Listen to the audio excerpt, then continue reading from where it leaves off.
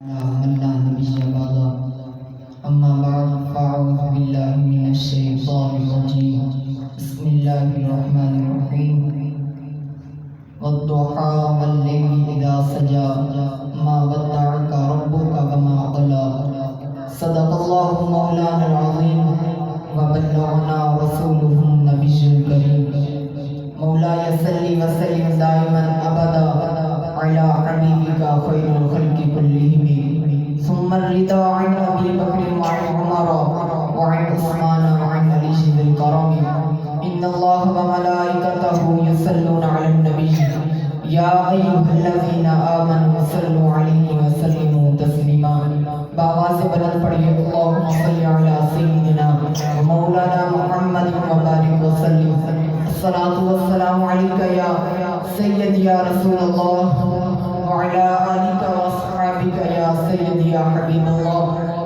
الصلاة والسلام عليك يا سيدي يا شفيع المسلمين وعلى آلك وأصحابك يا سيدي يا خاتم النبيين احباب زیباکار، میرے نہایت واجب الاحترام کے لائق حضرت علامہ مولانا قاری محمد گلزیم الیاس قاسمی صاحب اور دیگر مہمانان خصوصی، السلام علیکم ورحمۃ اللہ وبرکاتہ۔ برادران اسلام، میں نے آپ کے سامنے قرآن مجید فرقان حمید کی 3 آیت مبارکہ پڑھنے کا شرف حاصل کیا۔ والضحیٰ واللیل اذا سجا ما ودعک ربک وما قلی۔ یہ آیت کب نازل ہوئی، کیوں نازل ہوئی، یہ سمجھیں گے تو آیت سمجھ آ جائے گی۔ حضور علیہ السلام پر پہلی وحی 40 سال کی عمر میں نازل ہوئی۔ سورۃ الگ کی پہلی 5 آیات، پوری سورۃ الگ پہلی بار نازل نہیں ہوئی۔ سورۃ الگ کی پہلی 5 آیتیں آپ علیہ السلام پر پہلی وحی میں نازل ہوئی۔ اس کے بعد سورۃ مدثر کی ابتدائی آیات نازل ہوئی۔ یہ ابتدائی وحی کا زمانہ تھا، لیکن کچھ عرصہ بعد وحی آنا رک گئی، موقوف ہو گئی۔ علماء لکھتے ہیں کہ تقریباً 3 سال کا عرصہ جو تھا، اس میں حضور علیہ السلام پر وحی نازل نہیں ہوئی۔ اب آپ جانتے ہیں جہاں پر اتنے دشمن ہو، اتنی باتیں سنانے والے ہوں، انہیں موقع ملنا چاہیے۔ اب جب آپ علیہ السلام پر وحی آنا رک گئی تو کفار مکہ، میرے مصطفیٰ کے دشمن جو تھے، وہ یہ باتیں کرنا شروع ہوتے، کبھی مصطفیٰ کو تکلیفیں دیتے، کبھی باتیں سناتے۔ اب جب وحی آنا رک گئی تو انہوں نے یہ بات ہی کر دی کہ معاذ اللہ، ہمیں تو یوں لگتا ہے کہ محمد کے خدا نے اس کو چھوڑ دیا، اب وہ اکیلا رہ گیا۔ یہ کہا کرتا تھا کہ مجھ پر وحی نازل ہوتی ہے، اللہ مجھ پر کلام نازل فرماتا ہے، اب 3 سال کے عرصہ میں اس پر کچھ نازل نہ ہوا، لہٰذا ہمیں تو یوں لگتا ہے کہ محمد کے خدا نے اس کو چھوڑ دیا، اب وہ اکیلا رہ گیا۔ جب کفار مکہ نے یہ باتیں کرنا شروع کی تو اللہ وحدہ لا شریک نے اپنے محبوب کے دل کو سہارا دیتے ہوئے فرمایا والضحیٰ، پیارے چاشت کے وقت کی قسم، واللیل اذا سجا، پیارے رات کی تاریکیوں کی قسم، ما ودعک ربک وما قلی، تیرے خدا نے تجھے اکیلا نہیں چھوڑا۔ اس کا ایک معنی میں نے آپ کو بتا دیا، چاشت کا وقت، یہ زوال سے کچھ دیر پہلے کا وقت ہے، اور لیل سے مراد رات کا وقت۔ علماء لکھتے ہیں یہاں مراد وقت ہے، علماء لکھتے ہیں یہاں مراد وقت ہے، لیکن تفسیر یوں ہوگی، پیارے جس دن تو دنیا کے اندر تشریف لایا اس دن کی بھی قسم، اور جس رات تو عرش پر گیا اس رات کی بھی قسم، تیرے خدا نے تجھے نہیں چھوڑا۔ رب یہ بتانا چاہتا ہے کہ پیارے تیری میلاد کی قسم اور تیری معراج کی بھی قسم، تیرے خدا نے تجھے اکیلا نہیں چھوڑا۔ تیسری تفسیر، رب نے فرمایا والضحیٰ، پیارے تیرے چمکتے ہوئے چہرے کی قسم، واللیل اذا سجا، پیارے تیری سیاہ زلفوں کی قسم، ما ودعک ربک وما قلی، تیرے خدا نے تجھے اکیلا نہیں چھوڑا۔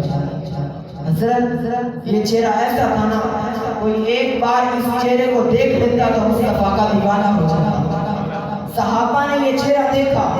صحابہ فرماتے ہیں کہ دل نہیں کرتا تھا کہ مصطفیٰ کا چہرہ ہماری آنکھوں سے اوجھل ہو جائے. پھر ہم نے کہا پیارے صحابہ یہ چہرہ ہم نے تو نہیں دیکھا, ذرا نقشہ تو کھینچیے. تو صحابہ کہنے لگے کہ رخ مصطفیٰ کی حقیقت تو بیان نہیں کر سکتے, ہم یہ تو نہیں بتا سکتے کہ یہ چہرہ کیسا تھا. اگر ہم سے پوچھتے ہو تو ہم یہ کہہ سکتے ہیں کہ مصطفیٰ کا چہرہ چاند سے زیادہ چمکتا تھا.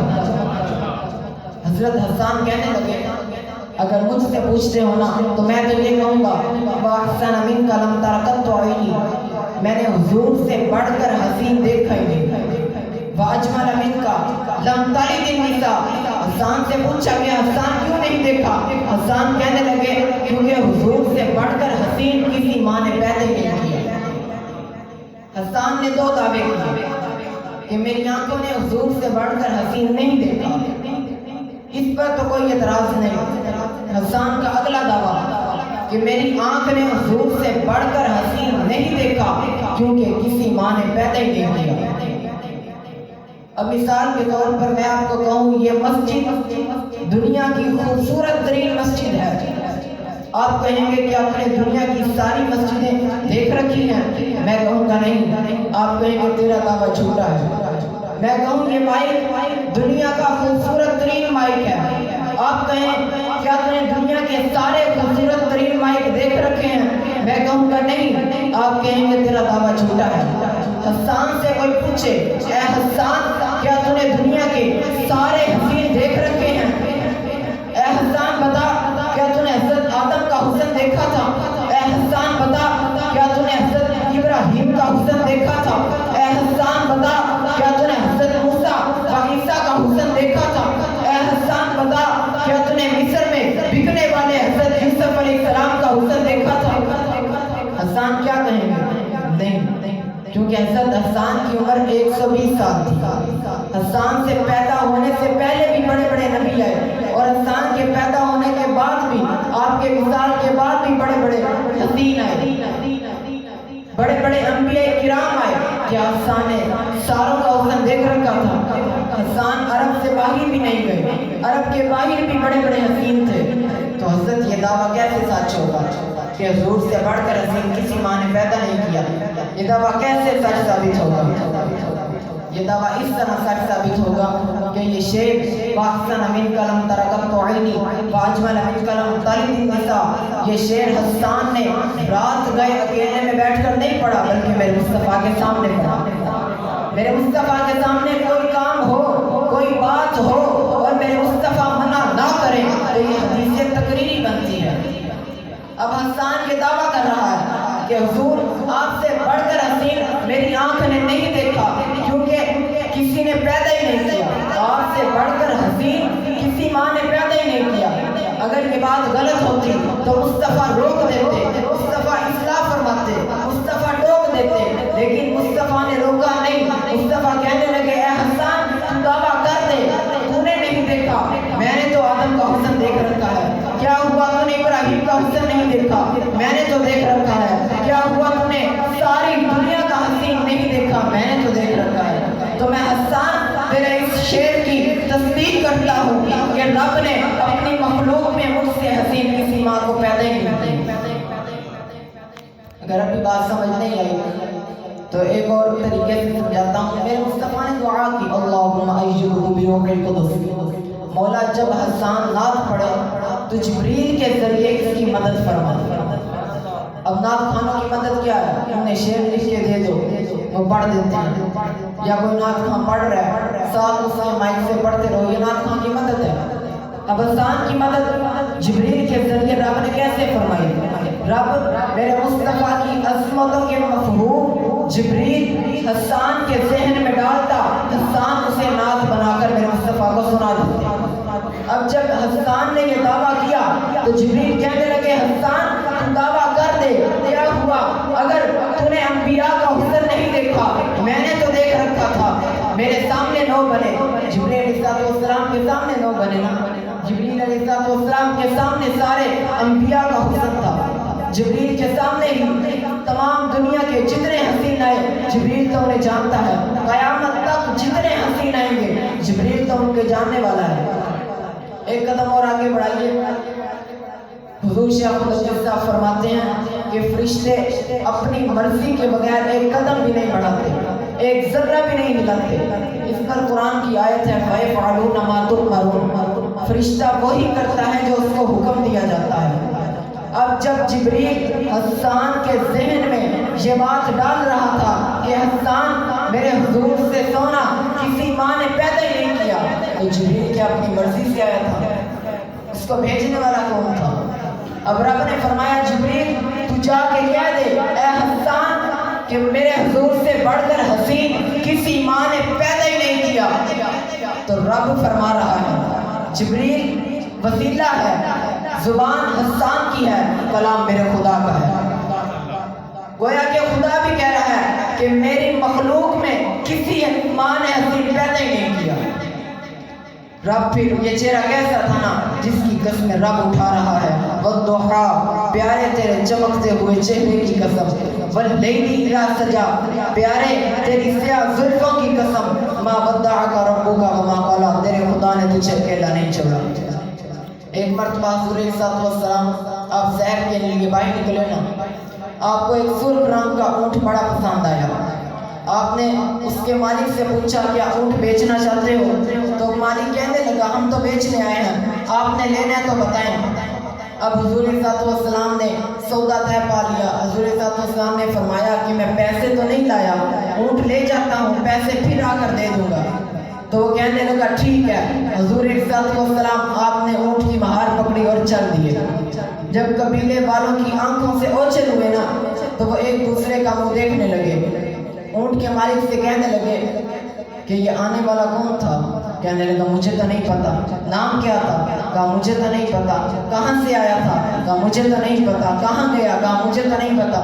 کہا اونٹ پھر ایسے ہی دے دیا۔ تو مالک کہنے لگا جب وہ آیا اور باتیں کرنے لگا میں اس کا حسن ہی دیکھتا رہا۔ اس نے کہا میں نے تو نہیں دیکھا، تم جانتے ہو یہ کون تھا؟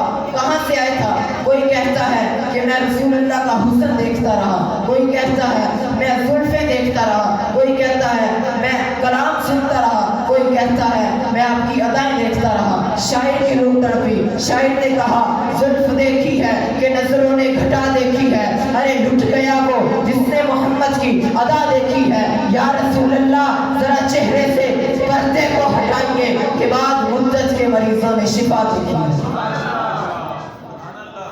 اب وہ کہنے لگے کہ اونٹ آپ نے ایسے دے دیا، ہمیں تو یوں لگتا ہے کہ کوئی آیا اس نے اپنے حسن کا جادو چلا کر تمہارا اونٹ لے گیا۔ یہ بات کرنا تھی کہ خیمے سے ایک عورت کی آواز آئی خبردار یہ بات دوبارہ نہ کرنا، اگر آنے والا نہ آیا تو تمہارے اونٹ کے پیسے میں دوں گی۔ قبیلے والے کہنے لگے شاید یہ عورت جانتی ہو۔ وہ خیمے کے پاس گئے، جا کے کہنے لگے آپ جانتی ہو کہ آنے والا کون تھا؟ اس نے کہا میں تو نہیں جانتی، لیکن ہاں جب وہ آیا اور تم سے باتیں کر رہا تو میں نے خیمے کا پردہ ہٹا کر ایک جھلک دیکھی اور میں نے فیصلہ کر لیا کہ یہ کسی جھوٹے کا چہرہ نہیں بلکہ کسی سچے کا چہرہ ہے۔ یہ حضرت یہ وہ چہرہ ہے جسے دیکھنے کے لیے پیر مہر علی شاہ صاحب تڑپے، اور جب دیکھا تو کیا کہا سبحان اللہ۔ یہاں لفظ یہ سبحان اللہ تعجب کے لیے، جب پیر مہر علی شاہ صاحب نے رسول اللہ کا دیدار کیا نا تو حیران ہو گئے، کہا سبحان اللہ، یہ وہ سبحان اللہ ہے۔ پھر آخر میں فیصلہ کر دیا ما اجمل کا، حضور آپ سے جمیل ہے ہی کوئی نہیں، ما احسن کا، حضور آپ سے حسین بھی کوئی نہیں، ما اکمل کا، حضور آپ سے کامل بھی کوئی نہیں، حضور آپ سے کامل بھی کوئی نہیں۔ اب جب پیر مہر علی شاہ صاحب نے جب رسول اللہ کا دیدار کیا تو رسول اللہ مسکرا رہے تھے، رسول اللہ مسکرا رہے تھے۔ یہاں میرے امام نے کہا پتلی پتلی بھولے قدس کی پتیاں ان لبوں کی نزاکت پہ لاکھوں سلام، جس کی تسکین سے روتے ہوئے ہنس پڑے، جس کی تسکین سے روتے ہوئے ہنس پڑے، اس تبسم کی عادت پہ لاکھوں سلام۔ حضرت یوسف علیہ السلام کا حسن لوگ بڑا بیان کرتے ہیں، اور واقعی میں حضرت یوسف علیہ السلام بڑے حسین تھے، لیکن اما عائشہ صدیقہ رضی اللہ تعالی عنہ آپ فرماتی ہیں کہ اگر مصر میں جب آپ بک رہے تھے تو آپ کی بڑی بڑی بولیاں لگائی گئی، بڑا بڑا مال لٹایا گیا۔ اما عائشہ صدیقہ نے فرمایا اگر وہ حضور کا دیدار کر لیتے تو وہ اتنا مال نہ لٹاتے جتنا حضرت یوسف علیہ السلام پر لٹایا۔ شاعر نے کہا حسن یوسف پہ کٹی مصر میں انگشت زنا، سر کٹاتے ہیں تیرے نام پہ مردان عرب۔ اعلیٰ حضرت نے یہ شعر لکھ کر کمال کر دیا۔ پہلا مصرع اس میں 6 چیزیں، دوسرا مصرع اس میں 6 چیزیں، 6 چیزوں کا 6 چیزوں سے اعلیٰ حضرت نے مقابلہ کیا۔ فرمایا حسن یوسف، وہاں یوسف کا حسن ہے، یہاں میرے مصطفیٰ کا نام ہے۔ وہاں انگلیاں کٹ رہی ہیں، کاٹی نہیں کٹ گئی، عورتوں نے اپنی انگلیاں کاٹی نہیں بلکہ کٹ گئی۔ کٹ جانا اور کاٹنا اس میں بڑا فرق ہے۔ کاٹنے میں اختیار ہوتا ہے، مرضی ہوتی ہے، لیکن وہاں حسن یوسف پہ کٹی، یوسف علیہ السلام کے حسن پہ انگلیاں کٹ گئی۔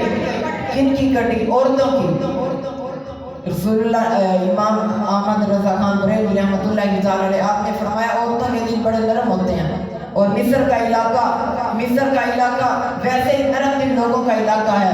یہاں رسول اللہ کے نام پر گردنیں کٹ رہی ہیں، کٹا کون رہا ہے؟ مرد کٹا رہے ہیں۔ وہاں حسن یوسف ہے، یہاں مصطفیٰ کا نام ہے۔